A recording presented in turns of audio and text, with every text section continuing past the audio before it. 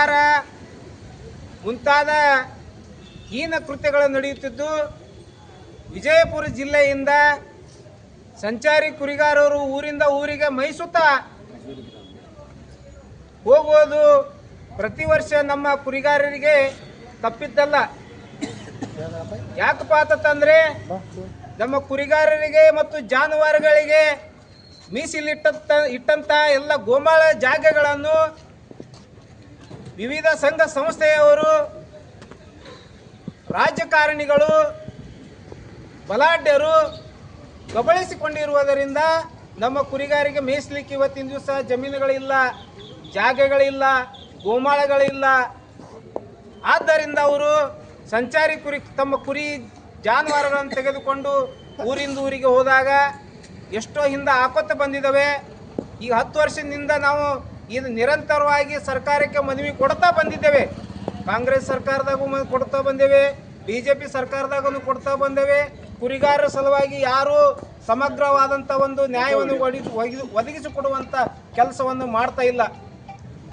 ಇವತ್ತಿನ ದಿವಸದಲ್ಲಿ ಸಿದ್ದರಾಮಯ್ಯ ಕುರುಬರಾಗಿ ಮುಖ್ಯಮಂತ್ರಿ ಇದ್ದರೂ ಕೂಡ ನಮ್ಮ ಕುರುಬರ ದೌರ್ಜನ್ಯ ನಿಲ್ತಾ ಇಲ್ಲ.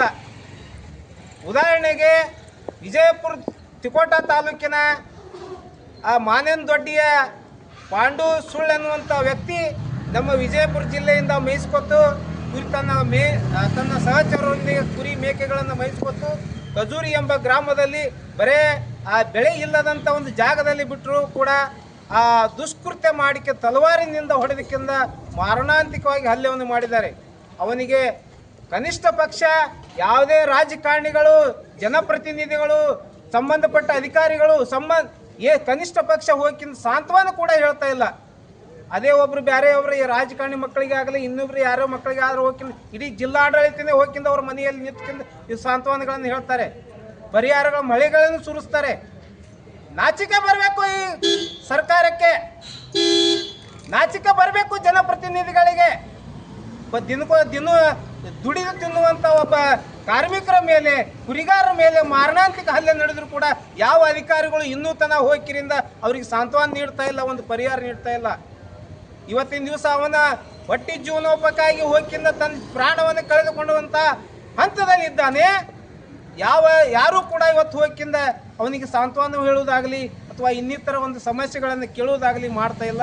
ಇದು ನಮ್ಮ ವಿಜಯಪುರ ಜಿಲ್ಲೆಯ ಕುರಿಗಾರರ ದೌರ್ಭಾಗ್ಯ. ಇದು ತಿಕೋಟ ತಾಲೂಕಿನ ಮಾನನದೊಡ್ಡಿಯ ನಮ್ಮ ಕುರುಬ ಸಮಾಜದ ಕುರಿಗಾರರಾಗಿರ್ತಕ್ಕಂಥ ಪಾಂಡು ಅರ್ಜುನ್ ಸುಳ್ಳೆ ಅಂತಕ್ಕಂಥವ್ರು ಗುಲ್ಬರ್ಗಾ ಜಿಲ್ಲೆಯ ಆಳಂದ ತಾಲೂಕಿನ ಖಜೂರಿ ಗ್ರಾಮದಲ್ಲಿ ಮೊನ್ನೆ ಕುರಿ ಮೇಯಿಸಲಿಕ್ಕೆ ಹೋದಾಗ ಆತನ ಮೇಲೆ ಮಾರಕಾಸ್ತ್ರಗಳಿಂದ ದೌರ್ಜನ್ಯ ನಡೆದಿದ್ದು, ಇತ್ತೀಚೆಗೆ ಸುಮಾರು ವರ್ಷಗಳಿಂದ ಬಹಳಷ್ಟು ಕುರಿಗಾರರ ಮೇಲೆ ನಿರಂತರವಾಗಿ ದೌರ್ಜನ್ಯಗಳು ನಡೀತಾ ಇದೆ.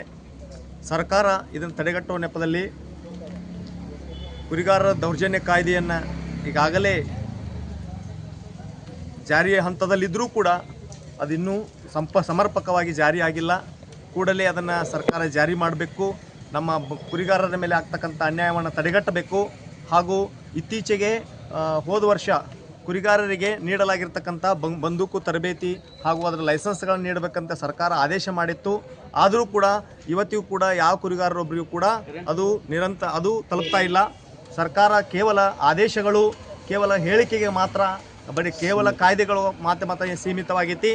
ಇಂತಹ ನಿಟ್ಟಿನಲ್ಲಿ ಕುರಿಗಾರರಿಗೆ ನ್ಯಾಯ ಒದಗಿಸುವ ನಿಟ್ಟಿನಲ್ಲಿ ನಿರಂತರವಾಗಿ ಸರ್ಕಾರ ಪ್ರಯತ್ನ ಮಾಡಬೇಕು. ಈ ಮುಂಬರುವ ಬಜೆಟ್ನಲ್ಲಿ ಸುಮಾರು 500 ಕೋಟಿಗಳ ಅನುದಾನವನ್ನು ಕುರಿಗಾರರಿಗೆ ಮೀಸಲಿಟ್ಟು ಅವರುಗಳನ್ನೇ ಇತ್ತೀಚೆಗೆ ನಮ್ಮ ಪ್ರತಿಯೊಂದು ಜಿಲ್ಲೆಯಲ್ಲಿ ಇರ್ತಕ್ಕಂಥ ಗೋಮಾಳ ಜಮೀನುಗಳನ್ನು ಕುರಿ ಮೇಯಿಸಲಿಕ್ಕೆ, ದನ ಮೇಯಿಸಲಿಕ್ಕೆ ಅದನ್ನು ಮೀಸಲಿಡಬೇಕು.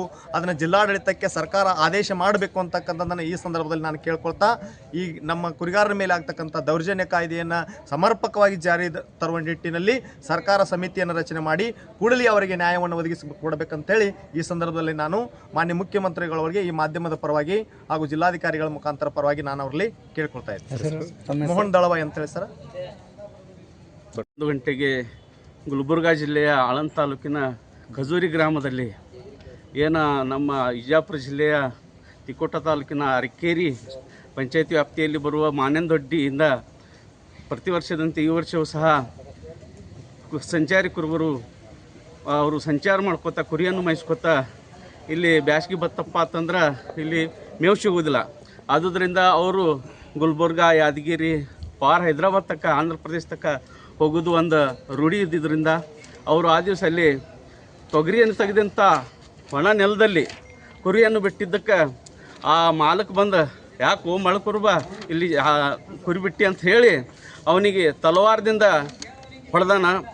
ಅಕಸ್ಮಾತ್ ಹೊಡೆದಿದ್ದು ಕುತ್ತಿಗೆಗೆ, ಆದ್ರೆ ಕುತ್ತಿಗೆ ಹಿಂಗೆ ಮಾಡಿದ್ರಿಂದ ಅದು ಇಲ್ಲಿ ಭುಜಕ್ಕೆ ಬಿದ್ದದ.